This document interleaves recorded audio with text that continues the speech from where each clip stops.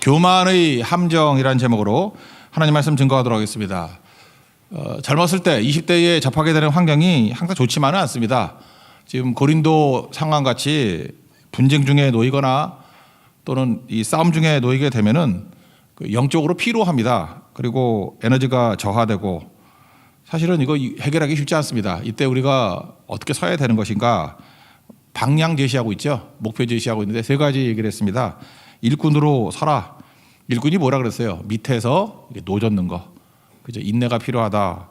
그리고 어떤 자세를 해야 되냐면 충성하는 자세. 충성이 뭐냐? 충성에서 핵심은 판단이죠. 남의 판단도 아니고 나 자신의 판단도 아니고 주님의 판단 가지고 사는 게 충성이다. 그러면 결과 어떤 일이 벌어집니까? 비밀스러운 걸 깨닫게 되더라. 그러니까 충성 이퀄 순종으로 본다 그러면 요한복음 2장에 나오는 물떠온 하인들은 알더라. 그런 거죠. 이해의 깊이 더 넓어지고 깊어진다라는 것입니다. 이걸 이제 방향 제시를 하고 있어요. 정리됐죠? 1절까지 5절의 말씀이고, 그럼 6절부터는 실질적인 문제예요. 이게 잘 안 되니까 쓴 거 아니에요. 일꾼이 잘 안 되니까, 충성이 잘 안 되니까. 이거 안 되는 이유가 뭐냐? 한마디로 얘기해서 교만 때문에 그렇다. 교만. 그거를 말하고 있다는 것이죠. 교만이 뭐냐? 어제 약간 설명을 했죠. 죄의 본질이라고. 그러니까 선악과라고 해요. 선악과. 창세기 3장 5절 보니까 이거 먹는 날에는 눈이 밝아져 하나님과 같이 된다. 그런 말씀이 나오죠. 그러니까 교만의 핵심은 하나님 같이 되는 거라고요. 내가 하나님 같이 되는 거. 그래서 어제 좀 깊이 설명을 했는데 원시 우상숭배 형태가 샤머니즘이라 했죠. 샤머니 뭡니까? 무당 아니에요? 무당. 샤머니즘. 이 접신을 하잖아요. 접신을 하는 내용이 뭐냐 하면은 나 자신을 잃어버리는 거예요. 그렇게 나 자신을 잃어버리는 것 같이 포장을 하는 거예요. 잊어버리는 것 같이. 그리고 신의 대리인으로 나타납니다. 그러니까 기독교에서 말하는 내가 죽는 거하고 다르죠. 나다이버 크라이스트하고 좀 다르죠. 내가 나를 잊어버리는 거라니까요. 이렇게 무아지경으로. 나는 난데 나라는 의식을 잊어버리고 싹 바꿔버려요. 치환을 해버리는 거죠. 내가 누가 돼버리는 거예요. 신의 대리인 그러면서 신이 되는 거예요. 이게 바로 뭐예요? 선악과라고. 그래서 무당이 하는 일은 뭐냐면 한 사람 한 사람을 다 신으로 만들어주는 거예요. 신으로. 너 하나님이야. 그럼 만족이 있죠. 뜻대로 다 돼버리니까. 그러면 자기 자신을 잃어버리는 것, 그리고 자기가 신의 대리인으로 행동하는 것이 왜 무섭냐 하냐면 두 가지. 내가 신이니까 인간에게만 필요한 게 윤리잖아요. 윤리가 다 사라져버려. 특별히 이단들. 이단에서 보면 윤리 하나도 없잖아요. 뭐 저런 쓰레기들이 다 있어. 뭐 이렇게 나오죠. 또 하나가 잔인해져요. 신이니까 뭐든 다 할 수 있잖아요. 이슬람의 극단주의 뭐 이런 거. 아니면 뭐 이렇게 극단적으로 믿는 사람들 보면은 굉장히 폭력적이잖아요. 이제 그렇게 나가게 된다는 것입니다. 그 배후엔 누가 있다고요? 나. 그게 교만이라는 것입니다. 그게 교만만큼 무서운 건 없다라는 거예요. 그래서 교만의 형태가 하나님 같이 되는 건데 주로 대리인 쪽으로 많이 나가요. 신의 대리인 같이 해서 포장을 하는 거예요. 내가 하나님이다. 직접 말하기 좀 애매하니까.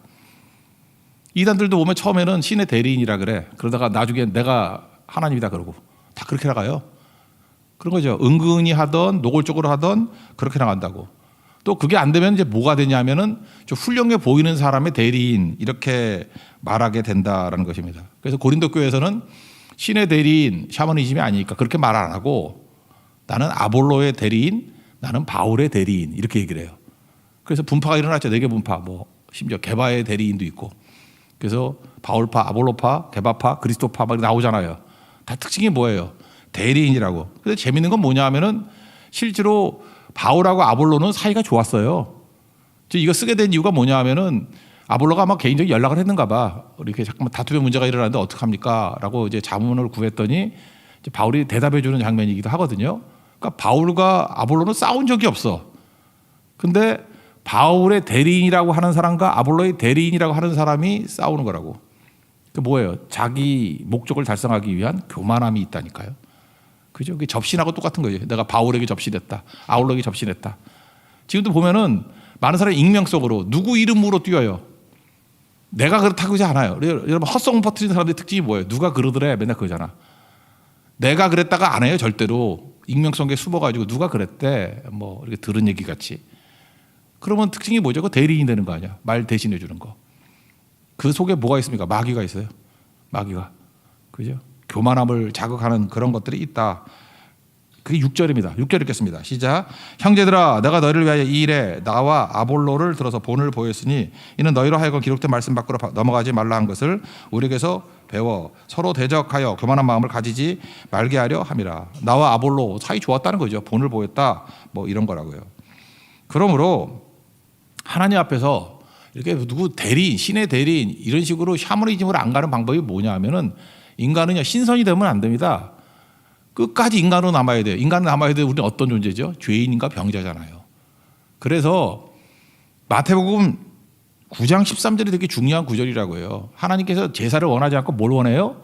긍휼을 원한다라고 하는 것을 배우라. 그러니까 하나님 앞에서 제사를 드린다 그러면 약간 당당하죠. 나 하나님 앞에 예배 드렸어. 뭐 이런 거잖아요. 당당하잖아요. 근데 내가 원하는 것은 긍휼을 원한다. 긍휼이 순수 한국말로는 불쌍히 여겨 달라는 거예요. 하나님 앞에서 내가 하나님 나를 좀 불쌍히 여겨 주세요. 그걸 원한다는 거예요, 주님이.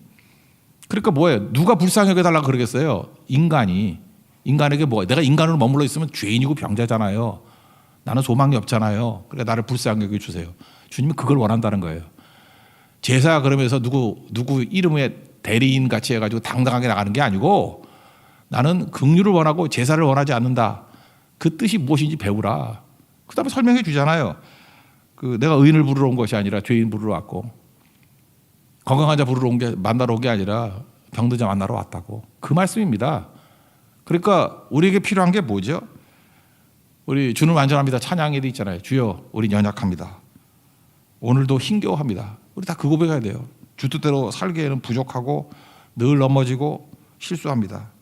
그 다음 긍휼을 구하는 죄인입니다. 이거죠. 불쌍함을 원하는 죄인입니다. 긍휼을 원하는 죄인이래요.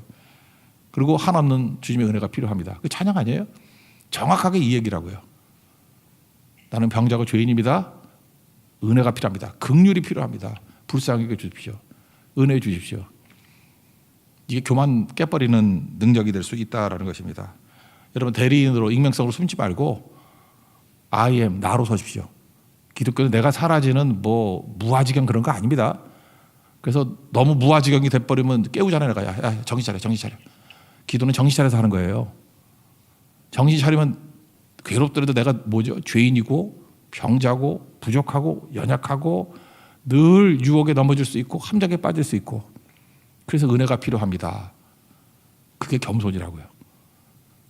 그거 가지고 마치 무아지경이 돼서 내가 신의 일부가 됐냐 호통치고 반말하고 내가 말로는 아니지만 실제로 하나님 인양 선과 악을 판단하고 다니는 것 그게 교만이라는 거예요.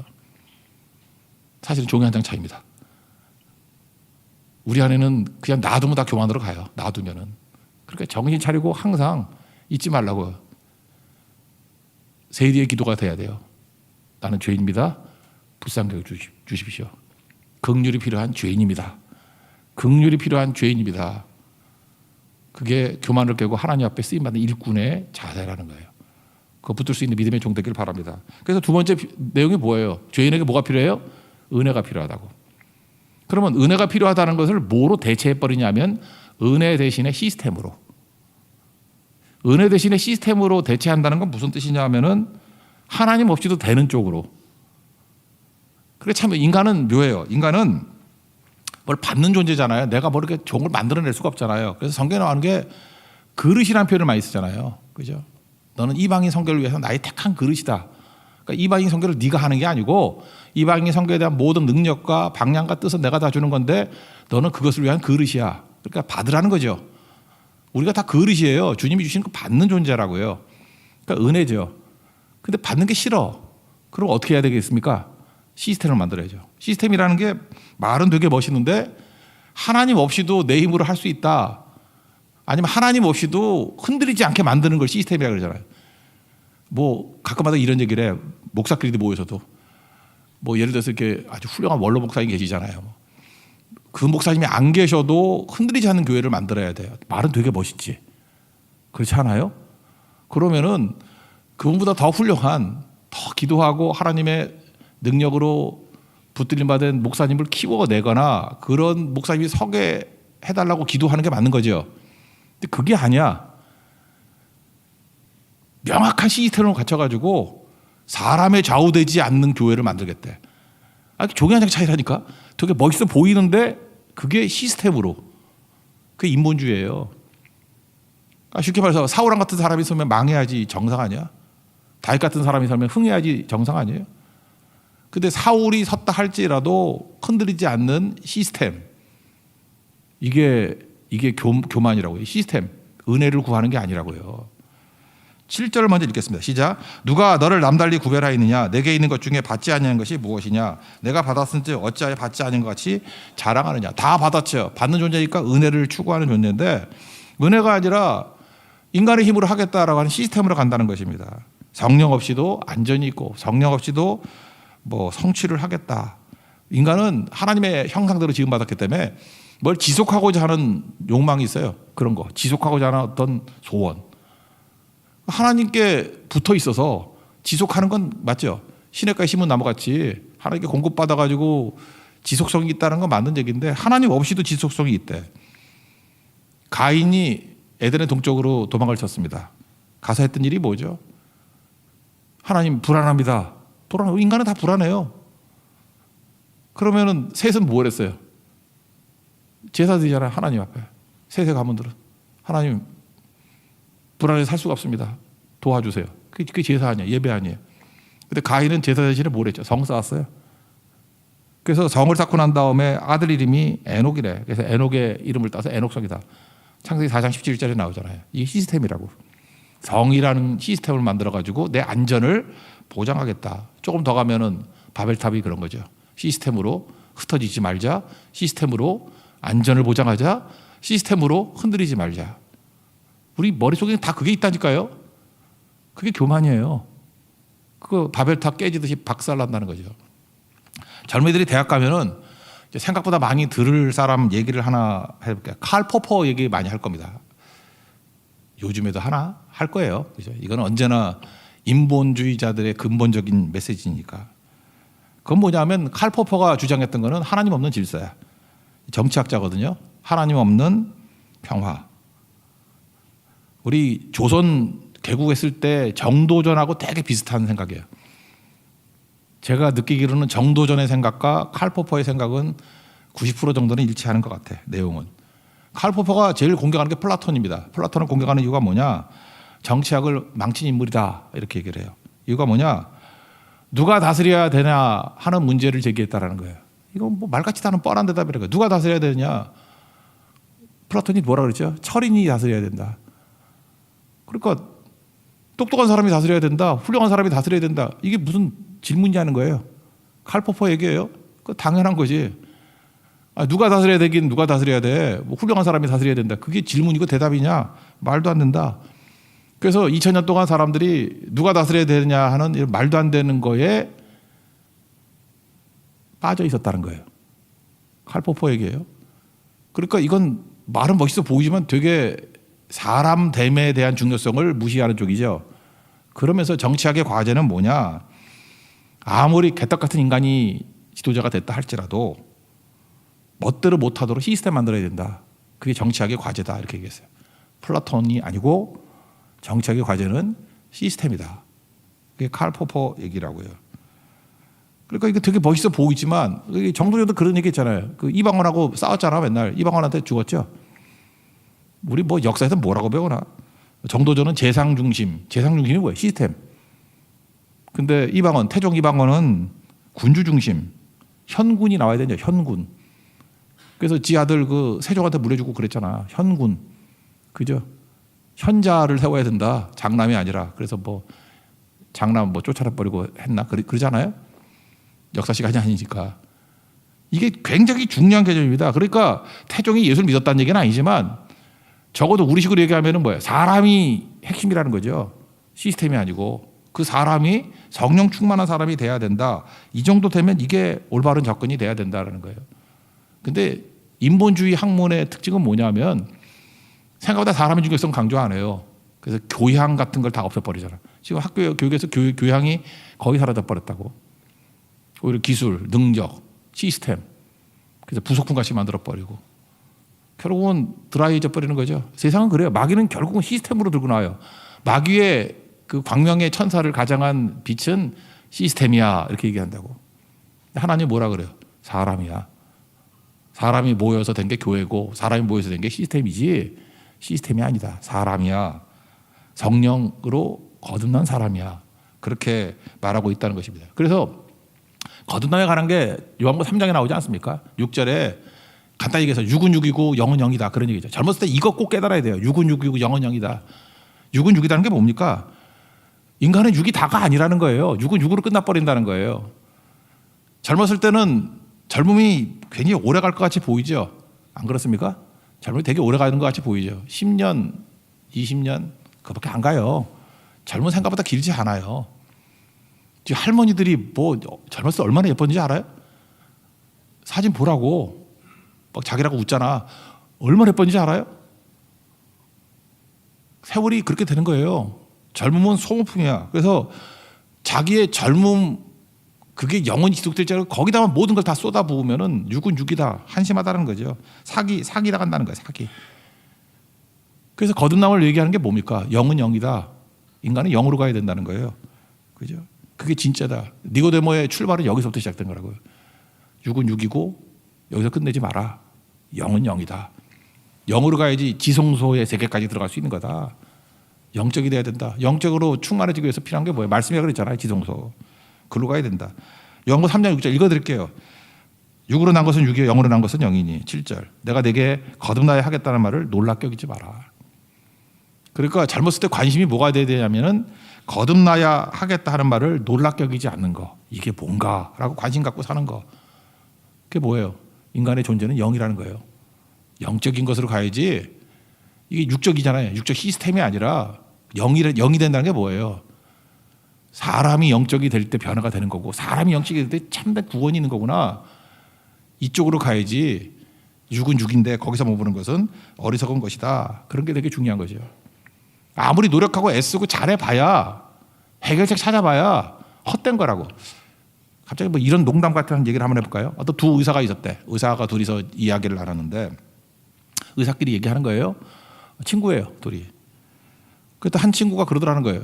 한 의사가 나는 환자와 사랑에 빠졌어. 아니 어떻게 의사가 환자가 사랑에 빠져? 뭐 그럴 수 있죠. 그랬더니 또 한 의사가 당연하지. 의사도 사람인데 다만 사랑의 대상이 환자일 뿐이야. 그러더니 곰곰이 있던 그 친구가 그러더라는 거예요. 그렇지만 너는 안 되지 그러더래요. 왜? 너 수의사잖아 그러더라는 거예요. 하나는 메디컬 닥터고 하나는 수의사예요. 친구인데 그래도 너는 아니지. 지금 이게 얘기가 뭔지 알겠어요? 우리는 그 짐승이 아니잖아. 동물이 아니잖아. 인간이잖아요. 다르잖아요. 만약에 그냥 메디컬 닥터가 뭐 환자하고 사랑에 빠졌다 그러면 사람과 사람이게 되는 거죠. 그러니까 영과 영은 돼. 근데 영이 육하고 매치가 된다 그러면 잘 되더라도 웃기는 얘기가 되고 심각하면 더 웃긴 얘기가 되는 거야. 나는 환자하고 심각한 사랑에 빠졌어. 근데 그게 개야. 웃기는 얘기인데 이게 진지해지면 더 웃기는 얘기가 돼. 우리 인생이 그래요. 육은 육이고 영은 영이라 그러는데 너무 진지해. 영적인 존재가 육에 너무 진지해. 딱 이런 조크같이 돼버린다고. 사람 우스워져 버려요. 젊었을 때 잊지 말아야 될 게 뭐냐면 영은 영이다. 나는 영이다. 그 일 잊지 말고 육이 싱싱할 때일수록 영을 생각하는 출발이 되는 거듭남의 출발이 되는 그 모습이 있어야지 교만의 함정에 빠지지 않고 능력 있게 살아갈 수 있다라는 것입니다. 그게 오늘 말씀이에요. 그 다음 얘기죠. 그러므로 여기 보면요. 영이 될 때 어떤 일이 벌어지냐면 하나님의 은혜로 하나님의 도우심으로 사람이 상상도 못할 일을 할 수 있다 그 얘기예요. 이거는 민수기 11장 31절 같은 데 보면은 뭐 이스라엘에 먹을 고기가 없었잖아요. 그때 하나님께서 바람을 확 불어주니까 메추라기가 모여들게 됐죠. 영적인 젊은이들이 꼭 경험해야 될 것들이 뭐냐 하면 하나님만이 하실 수 있는 일. 그래서 하나님께서 하나님의 성령의 새바람을 불어주셔가지고 이 사람들 어떻게 먹여요? 그럴 때 하나님이 하시면 돼. 하나님이 바람 불어주시면 메추라기도 모이고 다 될 수 있어. 이거 기도하고 구하면 된다니까요. 그걸 체험하는 게 그게 거듭남이고 영은 영이다 그거예요. 가장 육적으로 충만할 때 육에 매달리지 않냐고 영에 매달리는 인생이 돼서 없던 메추라기가 그 뭐 사람 키높이죠. 사람이 지겹도록 먹을 만큼 모일 수 있게 만드는 그런 체험을 하는 거. 그게 꼭 필요하다라는 것입니다. 근데 이 교만한 사람들은 뭐라 그러냐면 여기 뭐 이렇게 나오네. 지식과 능력이 많았어요. 그러다 보니까 여기 이런 표현이 있거든요. 우리 없이도 왕이 되었다라고 하는 표현. 그러니까 바울 필요 없어 그 얘기죠. 너 없어도 돼. 근데 바울만 없어도 돼요? 하나님도 없어도 돼. 그게 교만이라고. 그러면 함정에 빠지는 거고 망하는 거예요. 어느 순간 젊었을 때 체력도 좋고 머리도 팍팍 돌고 뭐가 되는 것 같이 보여. 그러면 웬만한 사람이면 좀 교만하게 필요 없어. 너 없어도 돼. 심지어 부모도 없어도 돼. 목사도 없어도 돼. 뭐 선생님도 없어도 돼. 이렇게 얘기한다고. 근데 그 배경 속에서는 말을 안 할 뿐이지만 하나님도 없어도 돼. 왜? 시스템이 있으니까. 이게 인본주의라니까. 망합니다. 그게 교만의 함정이에요. 8절 읽겠습니다. 시작. 너희가 이미 배부르며 이미 풍성하며 우리 없이도 왕이 되었도다. 우리가 너희와 함께 왕노를 하기 위하여 참으로 너희가 왕이 되기를 원하노라. 진정으로 은혜로 사는 길이 뭐냐? 진짜 왕노로 사는 게 뭐냐? 그게 높아지는 거 아니에요? 그 마지막을 얘기하고 있는데 그게 뭐냐? 낮아짐과 섬김이다. 이게 마지막 결론이에요. 은혜 안에 살아가는 사람들은 모든 받은 바 은사를 가지고 낮아짐과 섬김으로 살아간다. 그게 핵심이라는 것입니다. 7절에 이렇게 나오잖아요. 내게 있는 것 중에 받지 않는 것이 무엇이냐? 그렇죠. 하나님께 받았다는 것을 뭐라고 그러죠? 성령의 은사 그러잖아요. 성령께서 우리에게 은사로 다 주신 거 아닙니까? 하나님께 주신 은사, 뭐 세상 사람들 재능이라고 합시다. 은사, 재능 이거 어디다 다 쏟아부으라고요? 섬기는데.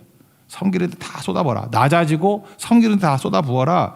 그게 일꾼이고 그게 죄인이지만 은혜 받은 일꾼이 살아가는 길이다. 이렇게 마지막 결론을 맺고 있습니다. 이거 긴데 길어도 한번 읽어봅시다. 9절부터 13절까지 내용이니까 쭉 한번 읽어봅시다. 시작. 내가 생각하건대 하나님이 사도인 우리를 죽이기로 작정된 같이 끄트머리에 두셨음에 우리는 세계 곧 천사와 사람에게 구경거리가 되었노라. 우리는 그리스도 때문에 어리석으나 너희는 그리스도 안에서 지혜롭고 우리는 약하나 너희는 강하고 너희는 존귀하나 우리는 비천하여 바로 이 시각까지 우리가 줄이고 목마르며 헐벗고 매맞으며 정처가 없고 또 수고하여 친히 손으로 일을 하며 모욕을 당한 즉 축복하고 박해를 받은 즉 참고 비방을 받은 즉 권면하니 우리가 지금까지 세상의 더러운 것과 만물의 찌꺼기같이 되었도다.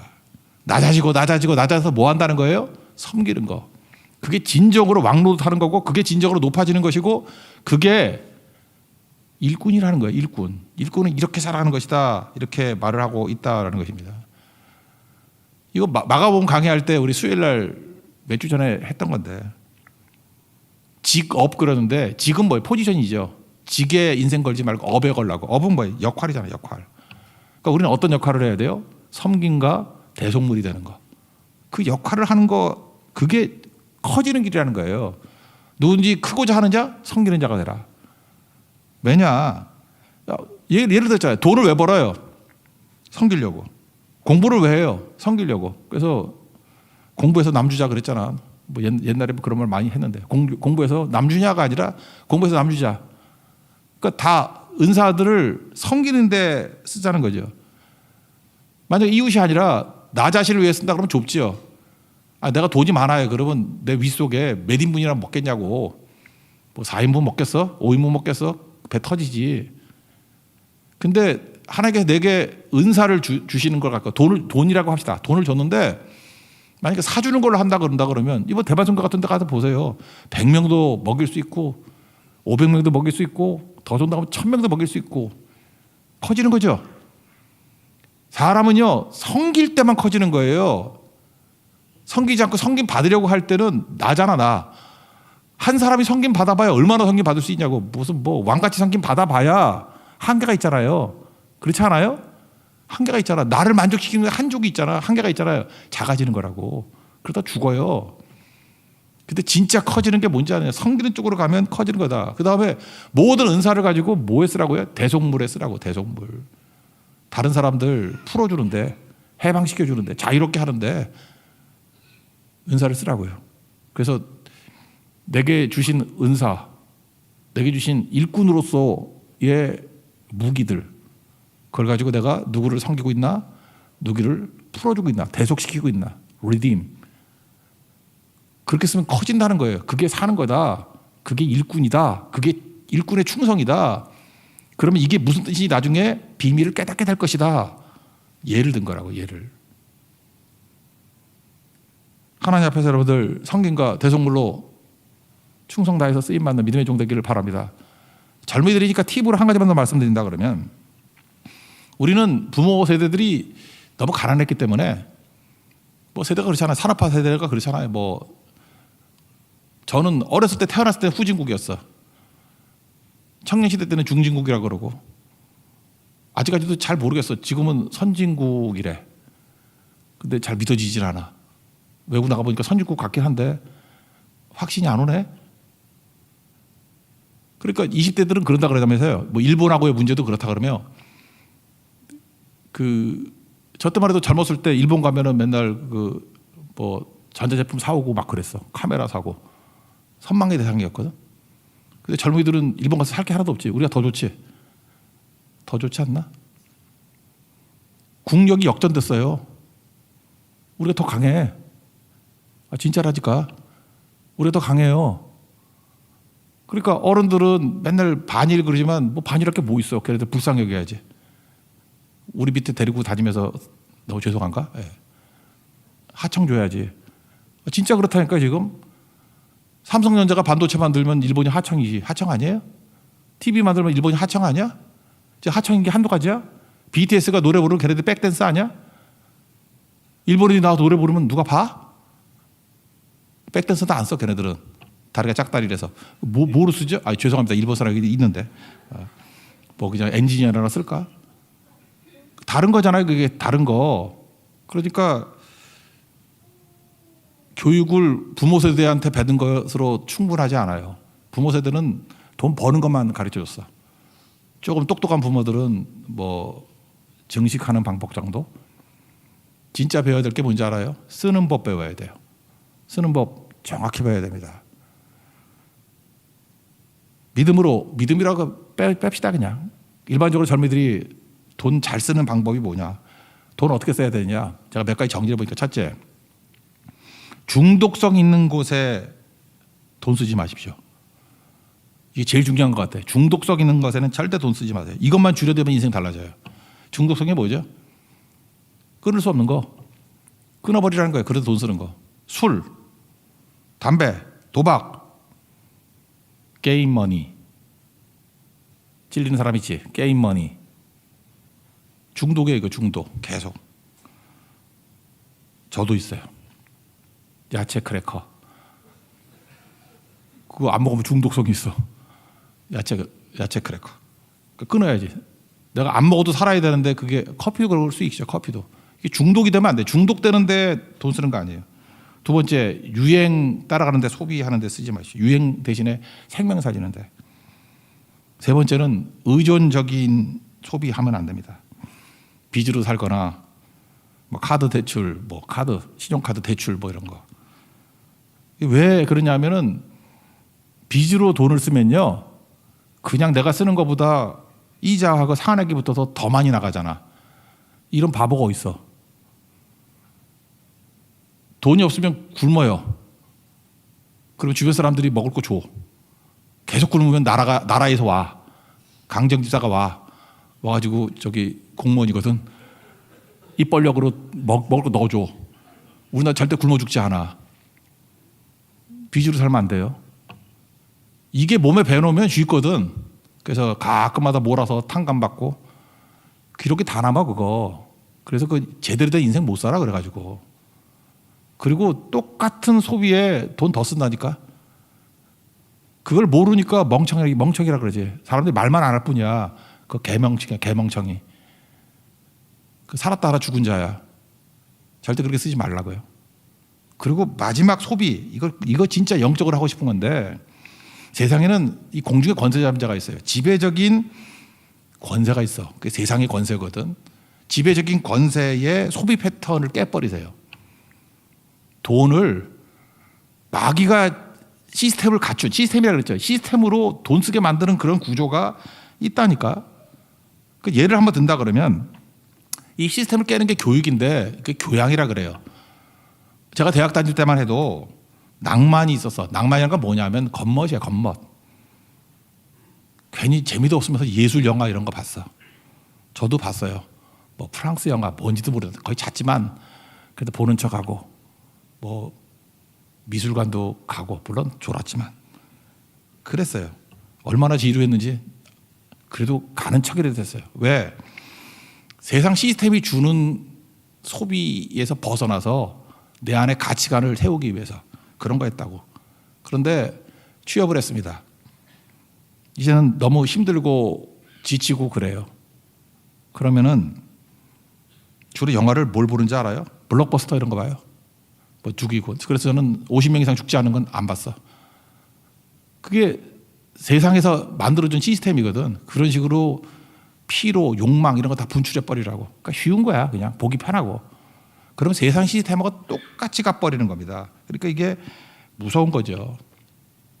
제가 어제 어떤 성도 SNS를 보니까 음악회를 갔대. 정명훈이 지휘하는 독일의 드레스덴 오케스트라, 뭐 80명쯤 되는 오케스트라. 브람스 교향곡을 전곡을 연주했대. 근데 속으로 느낀 게 그거였어요. 얼마나 지루했을까. 근데 거기다가 뭐라고 써놨냐면은 한순간도 놓칠 수 없었던 브람스 느낌표. 과연 그랬을까? 이거 거의 거짓말일 가능성이 크죠. 뻥이에요, 이거 뻥. 그죠? 그래도 참 보기 좋았어요, 저는. 왜 보기 좋았냐 하면은 적어도 자기 속에서 나오는 가치관 갖고 살겠다라는 거 아니야. 세상이 이렇게 규정해놓고 이 만들어 놓은 것에 이렇게 맞추려고 하지 않는 거. 지금 돈 얘기하는 거예요. 돈을 어디다 써야 되냐면 세상이 틀을 딱 자른 것에 그냥 알아서 돈 쓰지 마. 젊었을 때 어떻게 하는 거예요? 시기마다 축제해. 축제 가서 돈 쓰고 클럽 가서 돈 쓰게 만들고 쇼핑 가가지고 꼭 이게 머스트 해브 반드시 가져야 될 필수 아이템이야. 뭐 이런 거. 틀을 짜놓은 게 있거든. 청바지는 뭐 입어야 되고 우리 땐 그랬어. 뭐 신발은 뭐 신어야 되고 지금도 그런 거 있나? 뭐 운동화는 뭐 신어야 되고 이렇게 그 시대가 공중의 권세자가 규정하는 게 있어. 그런 거에 돈 쓰지 말라고요. 반대로 해야 돼요. 돈으로 마귀를 죽여버릴 수 있어.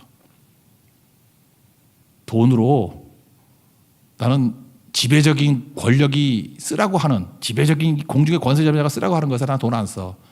딴 데 쓸 거야. 사명에 쓰고 뭐 하나님의 뜻에 쓰고 성교에 쓰고 그게 마귀 죽여버리는 거예요. 돈 쓰는 걸 통해서도 영적이 될 수 있습니다. 반드시 돈은 그렇게 쓰십시오. 어떤 사람은 털털하게 그냥 티셔츠 하나 입고 다녀. 근데 선교할 때는 1,000만 원씩 해. 그게 바로 마귀를 죽여버리는 거예요. 알아요? 남들 다 하는 거 똑같은 거 개나 소나 뭐 일본 가방이라 그러는 뭐 루이비통 들고 그래. 그런 거에 돈 안 쓰고 아니 그 들고 다니는 분에 죄송합니다. 루이비통 그러니까 들고 가서 돼. 근데 그런 식으로 뻔하게 사는 게 아니고 소비를 통해서 마귀의 권세를 깨버릴 수 있다고. 돈은 그렇게 쓰는 거예요. 젊었을 때 정말 돈 쓰는 거에서 영성이 느껴질 수 있고 돈 쓰는 걸 통해서 저 사람은 하나님의 사람이야 라고 인정받는 주의 거룩한 종 되기를 축원합니다. 자리에서 일어나겠습니다. 주여 우리는 연약합니다.